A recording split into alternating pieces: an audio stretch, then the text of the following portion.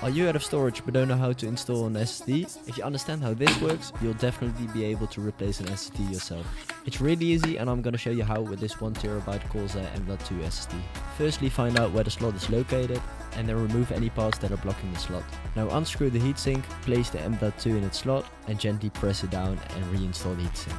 If you've reassembled your PC and headed to the File Explorer and you don't see it, here's how to fix it. Search for hard disk positions and hit the GPT installation button. Now scroll through the menu until you find an unallocated disk space, which is your M.2, press New Simple Volume and make sure that the disk size is the same as the maximum disk size. And then just walk through the installation process and it should show up in your File Explorer just how you intended it to be. And that's how you install an M.2 SSD in less than 20 minutes.